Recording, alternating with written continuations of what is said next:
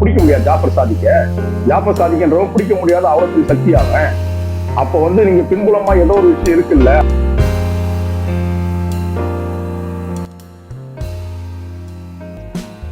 Coffee டேல வருது, ஒரு பக்கம் வந்து ஸ்டூடெண்ட் அனுமதி கொடுக்கப்படுது. ஒரு இடங்கள்ல பாத்தீங்கன்னா சினிமாக்காரர்களுடைய பழக்க வழக்கம் இரவு நேரங்கள்லாம் வருகிற கூட்டெல்லாம் பாத்தீங்கன்னா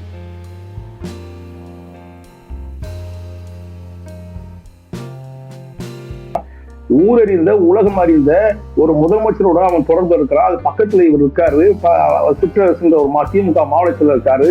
அந்த தலைமையில செயலர் அந்த பூச்சி முருகன்ற ஒரு புரோக்கர் இருக்கா. சிவகுமார் என்ற குடும்பம் அமீர் கொடுக்கப்பட்ட நெருக்கடி, பண நெருக்கடி, திரைப்படத்தில் அவர் வளர்ச்சி அடையாத அளவுக்கு கொடுக்கப்பட்ட நெருக்கடினால வந்த விளைவு தான். கிருத்திகாவை உள்ள நுழைக்கிறாங்க, உதயநிதியை உள்ள நுழைக்கிறாங்க, ஸ்டாலின் அவர்களை உள்ள நுழைக்கிறாங்க. நீங்க சொல்றீங்க எம்.எம். அப்துல்லா சொல்றீங்க. இப்ப இவங்க எல்லாம் என்ன அடிப்படை இதெல்லாம் தெரிஞ்சுதான்ப்பா இவங்க உள்ள இருக்கிறாங்க, என்ன ஆதாரம் இருக்கு? ஒரே விஷயம் மேடம், இந்த ஆதாரம்ன்றது வந்து நான் வந்து உட்காந்துக்கிட்டு அப்ப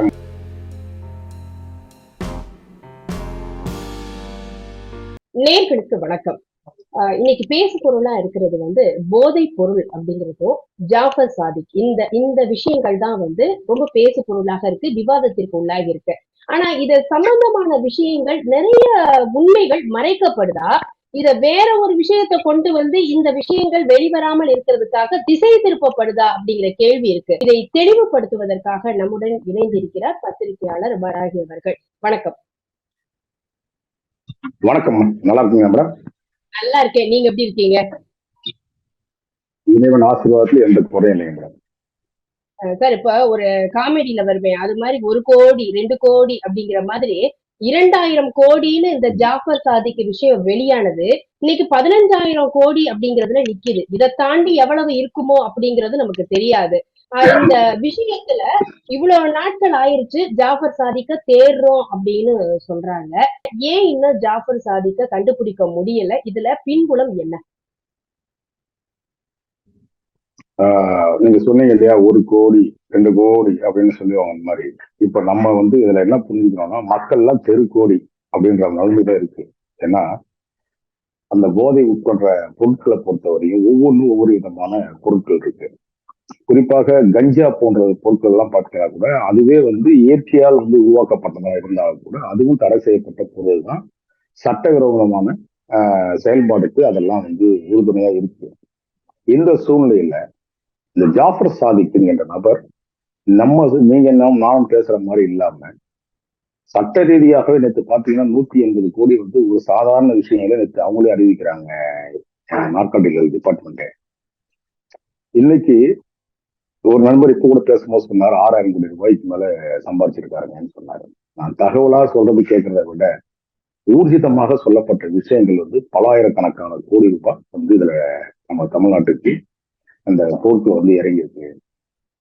தலைமறைவு அப்படின்னு ஒரு விஷயத்த சொல்றீங்க. தலைமறைவுன்னா எந்த ஒரு விஷயத்தையும் பார்த்தீங்கன்னா சாதாரணமாக ஒவ்வொரு இடங்களிலையும் இன்னைக்கு தமிழ்நாடு முழுக்க இந்த சிசிடிவி ஃபுட்டேஜ் ரொம்ப இன்னைக்கு சமீபத்துல எந்த ஒரு சின்ன சம்பவம் நடந்தாலும் உடனே துரிதமாக நடவடிக்கை எடுத்த காவல்துறை அப்படின்னு பெயர் புகழ் பெற்ற ஒரு காவல்துறை, இவரும் இவர் குடும்பத்தாரும் அனைவரும் சேர்ந்து இங்கிருந்து தலைமறைவா இருக்காங்கன்னு சொன்னா, சென்னை மாநகரத்துல ஆரம்பிச்சு தமிழ்நாட்டில் இருக்கிற கன்னியாகுமரியுடைய முக்கடல் சம்பிக்கக்கூடிய இடம் வரையும் சிசிடிவி கேமராக்கள் பொருத்தப்பட்டிருக்கு.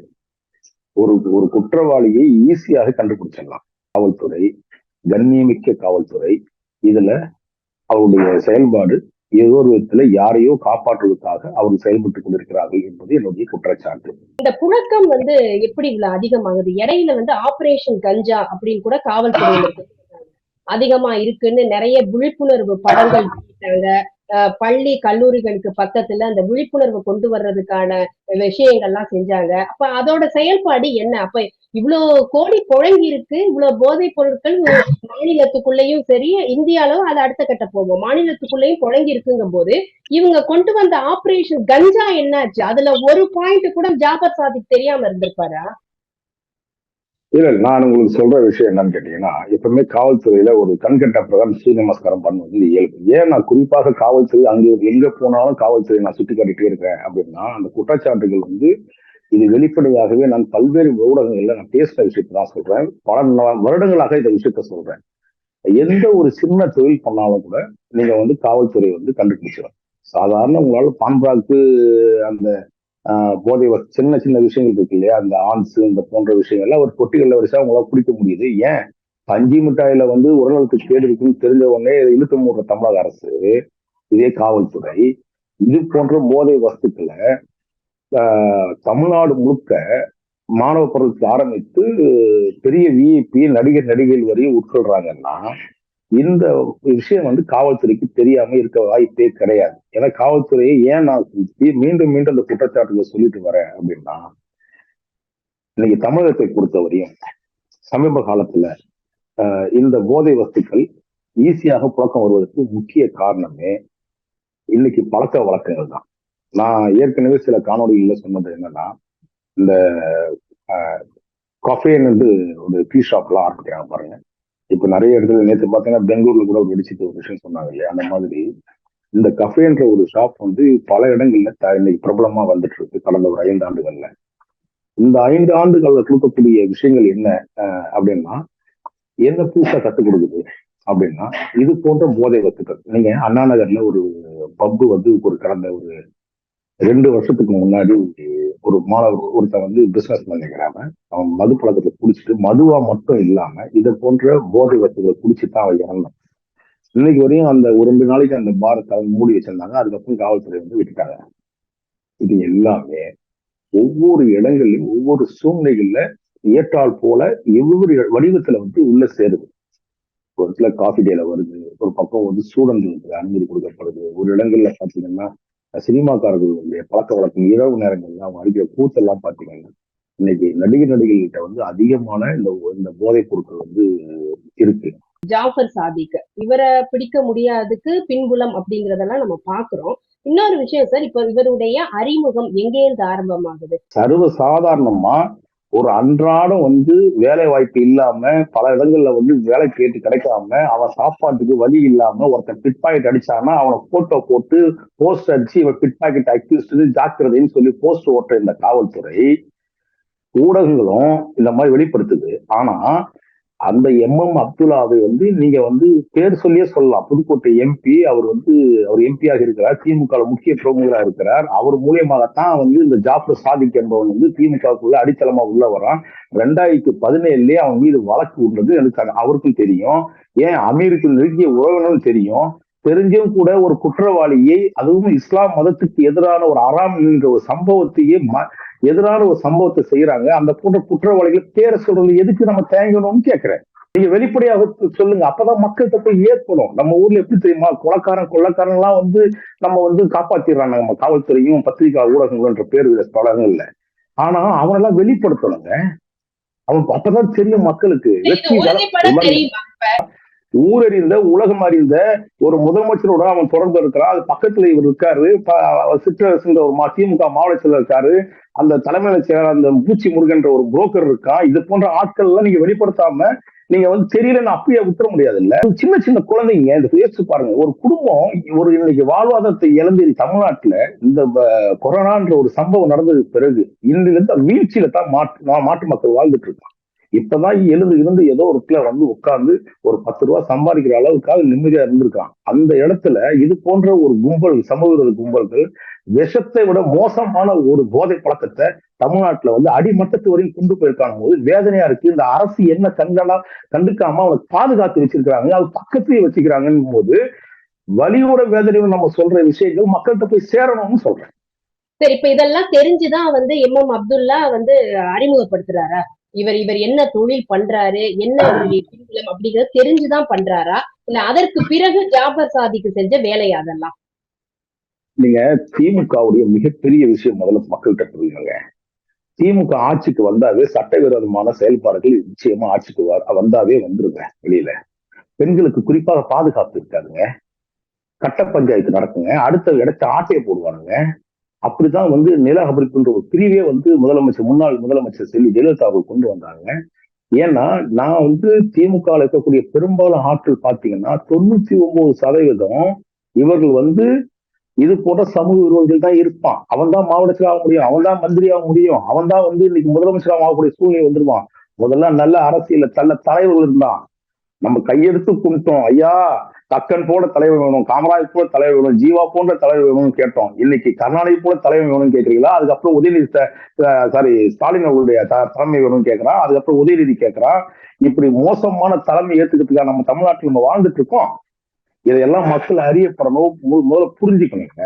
இது போன்ற திராவிட இயக்கத்துல வந்து இந்த தமிழ்நாட்டிய சீரழிச்ச 50 வருஷம் ஆட்சி ஆண்டு என்ன பிரயோஜனம் கண்டா மக்கள்? என்ன சந்தோஷத்தை அனுபவிச்சா மக்கள்? வலியோட வேதனையோட சொல்லணுங்க மக்கள்கிட்ட. சரி, இப்ப அமீர் எடுத்துக்கிட்டோம் அப்படின்னா அவர் கையை தூக்கிட்டாரு. நான் வந்து எனக்கு இந்த மாதிரியான பர்சன் எனக்கு என்னன்னு தெரியாது, அவரோட பணிபுரியறதுக்கு எனக்கு விருப்பமும் கிடையாது அப்படிங்கிற மாதிரி அவர் கையை தூக்கிட்டாரு. ஆனா உண்மையில என்ன இருக்கு, இவர் வந்து தொழில் பார்ட்னரா, இவர் உறவினரா, எந்த இடத்துல இவங்களை வந்து இணைக்க முடியுது? நாம சொல்றதெல்லாம் விட்டுருவோங்க. நான் வாராகி என்கின்ற ஒருவன் குற்றச்சாட்டை அமீர் மீது சுமத்தினா அது ஏதோ ஒரு காழ்ப்புணர்ச்சி சொல்றதாக சில இடங்கள்ல சொல்லப்படுறேன். நான் எப்பவுமே சொல்லுவேன், ஆதாரங்கள் அடிப்படையில தான் சில விஷயங்களை நம்ம தெளிவுபடுத்த முடியும். இவர் வாயாலேயே சில இடங்கள்ல சொல்லியிருக்காரு. சினிமா படத்துல ஒரு பூஜை போடும் போதோ ஒரு பாடல் வீட்டு விழாவிலேயோ சொல்றாரு. என்னன்னு கேட்டா அமீர், ஜாஃபர் சாதிக் என்பது என்னுடைய உறவினர்னு சொல்றாரு. நல்லா புரிஞ்சுக்கணும். அடுத்த கட்டம் என்ன சொல்ல வர்றாரு, என் தயாரிப்பாளர்னு சொல்ல வர்றாரு. அடுத்தது இப்போ நீங்க வந்து அவர் கொடுத்த காணொலி இருக்கு இல்லையா, என்னுடைய குற்றச்சாட்டுக்கு பிறகு தொடர்ந்து இந்த ஒரு வாரமாக நான் போட்டு அவர் இன்னும் ஆதாரபூர்வமாக வெளிப்படுத்தின விஷயத்தை படிப்படியாக சொல்றேன்.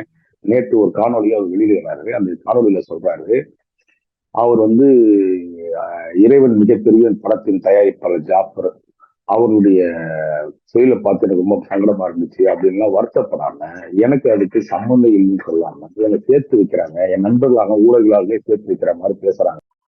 பசும் படாம அமீர் அவர்கள் பேசிக்கிறாங்க. ஆனா உண்மை நிலவரம் என்னன்னு கேட்டீங்கன்னா, அவன் வந்து சமூக விரோத கும்பல், உன் உறவினர், அவன் வந்து பல்வேறு விதமான சமூக விரோத கும்பலுடன் தொடர்புடையவன். அவன் தெரிஞ்சே தான் உனக்கு அதுவும் சொல்லிட்ட காரணம், நீ ஏன் இந்த இடத்துக்கு தள்ளப்பட்டிருக்கீங்க அப்படின்னு கேட்டா, இந்த சிவகுமார் என்ற குடும்பம் அமீர் கொடுக்கப்பட்ட நெருக்கடி, பண நெருக்கடி, திரைப்படத்தில் அவர் வளர்ச்சி அடையாத அளவுக்கு கொடுக்கப்பட்ட நெருக்கடினால வந்த விளைவு தான் இது போன்ற சமூக விரோதிகள் அவர் தெரிந்தே அவர் பழக்கத்தை வச்சிருக்காருன்னு நான் வந்து குற்றச்சாட்டுல சொல்லிட்டே வரேன்.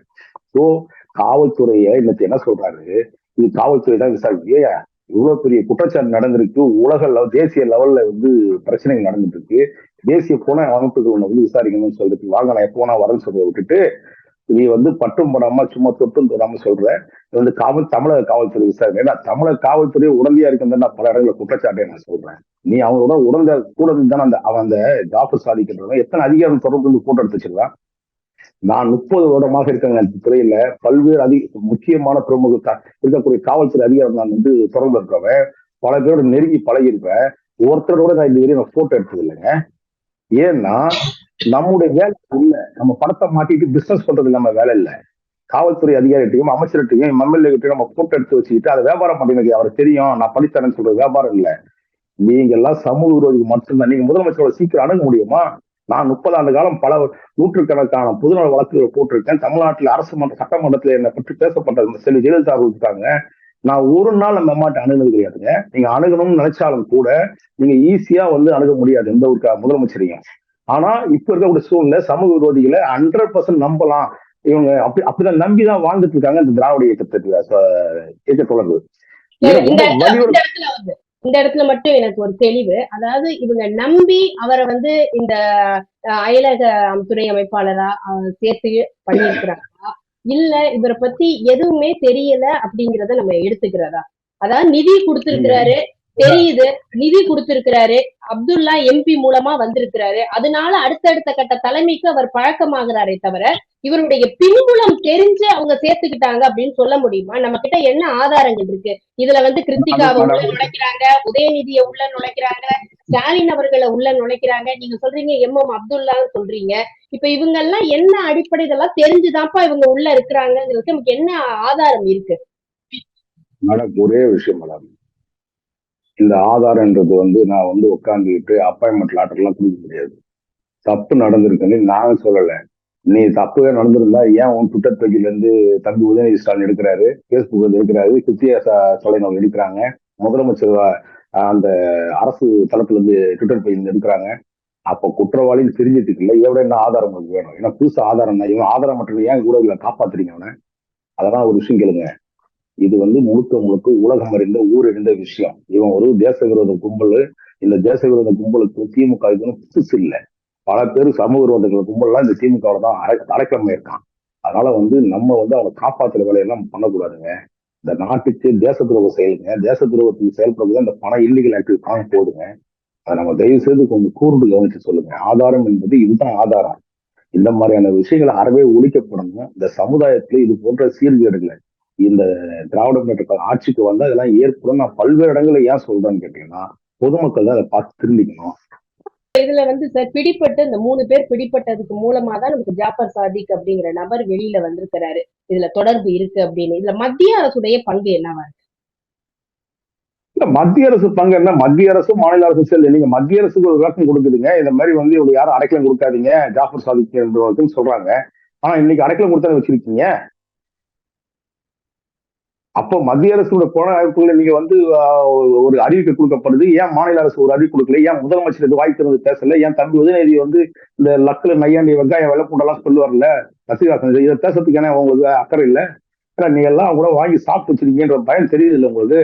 அப்போ மத்திய அரசை பொறுத்தவரையும் விரைவில் சட்டமன்றத்துக்கு நுழைவார்கள். அறிவாலயத்துக்குள்ள நுழைந்து இதனுடைய அத்தனை ஆவணங்கள் அளிக்கிறதுக்கான முயற்சிகளை திராவிட அரசு செஞ்சிட்டு இருக்குது. ஆனா உடனடியாக அதுக்கான வேலைகளை மத்திய அரசு முடிவு கொண்டு வரும். சார் இப்ப இதுல எனக்கு என்னன்னா, இந்த இன்வெஸ்டிகேஷன் பண்ணும்போது மத்திய அரசு தேடுற வேலையை ஆரம்பிக்கும் இல்லையா மாநில அரசுடைய துணையோட? ஏன்னா இது தேசிய அளவுல உள்ள பிரச்சனையா இருக்குல்ல. மாநில அரசு ஒத்துழைப்பை கொடுக்கலையே, இன்னைக்கு வரையும் வாய் திறந்தே பேசலையே. ஏன் அவங்க இந்த காவல்துறை கண்மூடித்தனமாக கண்ணை மூடிட்டு உட்காந்து இருக்கு? சோ அதனால இவங்க இதை நம்பினால இப்ப இல்லைன்னா இவங்க பிடிக்க முடியாது. ஜாஃபர் சாதிக்கன்றவன் பிடிக்க முடியாது. அவ்வளவு பெரிய சக்தி அவன். அப்ப நீங்க பின்புலமா ஏதோ ஒரு விஷயம் இருக்குல்ல, அரசியல் பின்புலம் இருக்குல்ல. அவனுக்கு அதிகாரத்துடைய பின்புலம் இல்லாம ஜாஃபர் சாதிக்கு நீங்க தப்பிச்சு கூட முடியுமா? இன்னைக்கு நான் சொல்றேன், ஜாஃபர் சாதிக் என்பவன் தமிழ்நாட்டுல அதுவும் சென்னையில தான் குறிப்பாக பதுக்கப்பட்டு வச்சிருக்காங்க. நான் பாதுகாத்து வச்சுக்கப்பட்டிருக்காங்கன்னு சொல்றேன். விரைவில் இது போன்ற தேச விரோத செயல்களை செய்யறவங்க பிடிபடணும். மக்களுக்கு ஒரு அமைதியான வாழ்க்கை கிடைக்கணும். அதுக்கான முயற்சிகளை மத்திய அரசா இருக்கட்டும் மாநில அரசா இருக்கட்டும் ஏற்படுத்தி தரணும் சூழ்நிலையை அப்படிங்கிறதுதான் மக்களுடைய விருப்பமாக இருக்கிறது. நன்றி சார், உங்களுடைய கருத்துக்களை பகிர்ந்து. ஹாய் வியூவர்ஸ், மசாலா விஷன் சேனலை மறக்காம சப்ஸ்கிரைப் பண்ணுங்க.